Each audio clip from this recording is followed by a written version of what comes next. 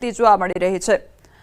કુલ્લુમાં ભારે વરસાદના કારણે લોકોની હાલત કફોડી બની ગઈ છે અને નદીઓ તોફાની બનતા વ્યાસ નદીના પાણીમાં કુલ્લુ સેવબાગનો નાનો પુલ ડૂબી ગયો છે। તો કુલ્લુમાં પણ સતત વરસાદી માહોલ જામ્યો છે અને તેના કારણે જે પુલ આવેલો હતો તે પુલ ધ્વસ્ત થઈ ગયો હતો। નાનો એવો જે પુલ બનાવવામાં આવ્યો હતો તે પાણીમાં ધ્વસ્ત થઈ ગયો। તો ભારે વરસાદથી સ્થાનિકોને હેરાન પરેશાન થવાનો વારો આવ્યો છે। નદીઓ તોફાની બનતા સમસ્યા સર્જાઈ રહી છે। નદીઓનું રૌદ્ર સ્વરૂપ જોવા મળી રહ્યું છે। તો કુલ્લુ સેવબાગનો જે નાનો પુલ આવેલો હતો તે ડૂબી ગયો અને આખો જે પુલ હતો તે ધ્વસ્ત થઈ ગયો છે। તેના દ્રશ્યો સામે આવ્યા છે। તો ત્યાંના જે સ્થાનિકો છે તેમને પણ હાલાકી વેઠવાનો વારો આવ્યો છે કારણ કે નદીઓનું રૌદ્ર સ્વરૂપ જોવા મળી રહ્યું છે। ધોધમાર વરસાદ વરસવાને કારણે નદી નાળા છલકાઈ ઉઠ્યા છે ત્યારે નદીઓનું રૌદ્ર સ્વરૂપ જોવા મળી રહ્યું છે અને તેના કારણે જે નાનો અમથો પુલ આવેલો હતો તે પણ ધ્વસ્ત થયો હોય તે પ્રકારના દ્રશ્યો સામે આવ્યા છે। તો ભારે વરસાદથી કુલ્લુ તેમજ આસપાસ જે વિસ્તારો છે ત્યાં આગળ સ્થાનિકોને હેરાનગતિ વેઠવાનો વારો આવ્યો છે કારણ કે સતત વરસાદ વરસી રહ્યો છે। ભૂસ્ખલન તેમજ કાદવ કિચડનો સામનો પણ તેમને કરવો પડી રહ્યો છે। જમ્મુ કાશ્મીરના ભારે વરસાદના કારણે નદીઓ ગાંડીતુર થઈ ગઈ છે।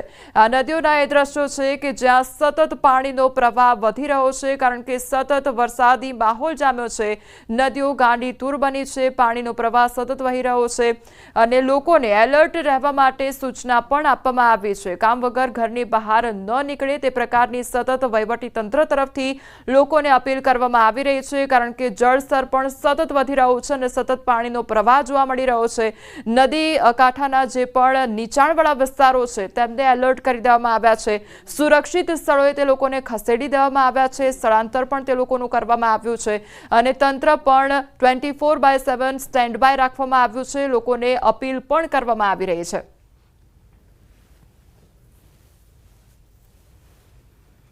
જમ્મુ કાશ્મીરના ઉધમપુરમાં વાદળ ફાટ્યું તો ભારે પ્રવાહ વહેતો થયો હતો। ભારે વરસાદ વચ્ચે કાટમાળ લઈ પાણી વહેતા થયા હતા। તો પાણીનો પ્રવાહ સતત વહી રહ્યો છે। જમ્મુ કાશ્મીરમાં સતત વરસાદી માહોલ જામ્યો છે અને તેના કારણે સતત ઠેર ઠેર પાણીના પ્રવાહ વહી રહ્યા હોય તે પ્રકારની પરિસ્થિતિનું નિર્માણ થયું છે। ઉધમપુરના આ દ્રશ્યો છે કે જ્યાં વાદળ ફાટવાની ઘટના બની હતી અને પાણીનો એકાએક સતત પ્રવાહ વધ્યો હતો। ત્યારબાદ જે કાદવ કિચડ તેમજ જે કાટમાળ હતો તે જમીન પર ધસી આવ્યો હતો અને તેના કારણે જે રહેણાંક વિસ્તાર હતો જ્યાં આગળ સ્થાનિકો રહી રહ્યા હતા તે લોકોને હાલાકી વેઠવાનો વારો આવ્યો છે। તો જમ્મુ કાશ્મીરની એ તબાહીની તસવીરો જોઈશું। જમ્મુ કાશ્મીરમાં કયા પ્રકારની અત્યારે પરિસ્થિતિ છે, વાદળ ફાટ્યું ત્યારથી લઈને અત્યાર સુધી જે વરસાદી માહોલ જામ્યો છે ત્યારે કઈ કઈ તસવીરો એ સામે આવી છે તેના પર પણ નજર કરીશું। જમ્મુ કાશ્મીરમાં અત્યારે વરસાદી માહોલ જામ્યો છે તેના કારણે લોકો હેરાન પરેશાન થઈ રહ્યા છે। ક્યાંક રોડ રસ્તા બંધ કરી દેવામાં આવ્યા છે, ક્યાંક રોડ રસ્તા પર જે કાટમાળ છે તે ધસી આવ્યો છે। ત્યારે આ તમામ એ તસવીરો જમ્મુ કાશ્મીરની કે જ્યાં લોકોને હેરાનગતિ વેઠવાનો વારો આવી રહ્યો છે। એક તરફ ડોડા, કુલ્લુ, જમ્મુ અને ઉધમપુરની એ તસવીરો છે કે જ્યાં સતત વરસાદ વરસવાને કારણે જે નદી નાળા છે તે છલકાઈ ઉઠ્યા છે।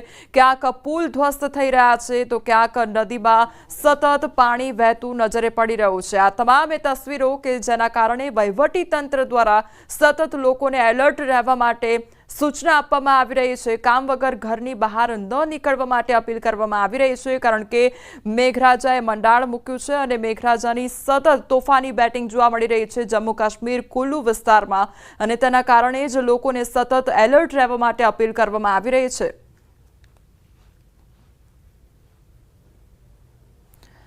કઠુઆ પર નજર કરીએ તો કઠુઆમાં મુશળધાર વરસાદને કારણે ભારે નુકસાન સર્જાયું છે। જમ્મુ પઠાણકોટ રાષ્ટ્રીય ધોરીમાર્ગ પરનો સહરખાડ પુલ ભારે વાહનોની અવરજવર માટે બંધ કરી દેવામાં આવ્યો છે। કઠુઆ જિલ્લામાં સતત વરસાદને કારણે જિલ્લાની બધી જ નદીઓ અને નાળા છલકાઈ ઉઠ્યા છે। શહેરથી લઈને પહાડી વિસ્તારો સુધી ભૂસ્ખલનને કારણે ઘણા રસ્તાઓ બંધ થઈ ગયા છે જ્યારે જમ્મુ પઠાણકોટ રાષ્ટ્રીય ધોરીમાર્ગ પર સહરખાડ પુલ પર ભારે વાહનોની અવરજવર બંધ કરવામાં આવી છે। ફક્ત નાના વાહનોને જ પસાર થવા દેવામાં આવી રહ્યા છે। આ કોતરના કિનારે આયુષ અને વીજળીના મકાનોને નુકસાન થઈ રહ્યું છે। હાલમાં વરસાદથી કોઈ રાહત નથી મળી રહી।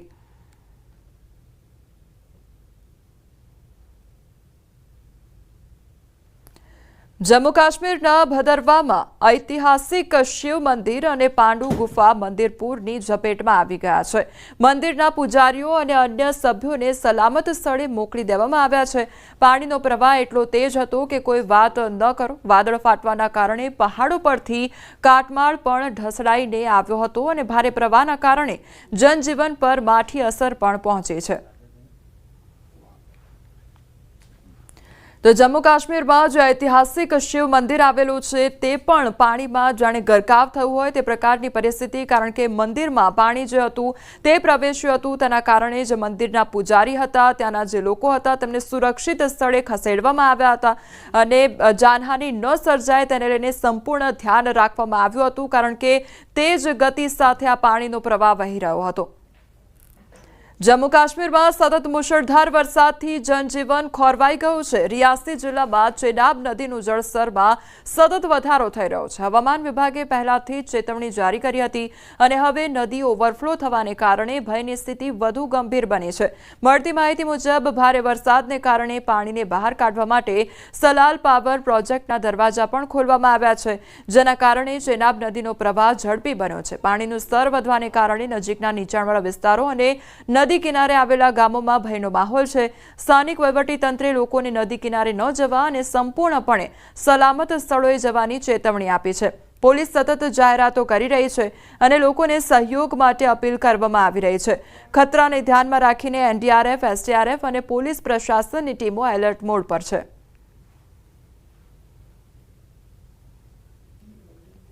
કુલુ મનાલીમાં અતિભારે વરસાદ પડતા નદીઓ તોફાની બની ગઈ છે. નદીઓના જળસ્તરમાં સતત વધારો થઈ રહ્યો છે. ભારે વરસાદ પડવાના કારણે નદીના પાણીના સ્તરમાં વધારો થવાને કારણે પાણી વસ્તીવાળા વિસ્તારોમાં ઘૂસી ગયા હતા. તો મનાલીની આ તસવીરો સામે આવી છે કે જ્યાં સતત ભારે વરસાદ વરસવાને કારણે જે રહેણાંક વિસ્તાર હતો, લોકોના ઘરો હતા, તેમાં પણ પાણી ઘૂસી ગયા હતા. નદીઓ તોફાની બનતા ચારે બાજુ પાણી જ પાણી જોવા મળી રહ્યું છે, જેમાંથી પાણીમાંથી પસાર થવા માટે લોકો મજબૂર બન્યા છે. તો ભારે વરસાદે ચારે બાજુ તબાહી જ તબાહી સર્જી દીધી છે.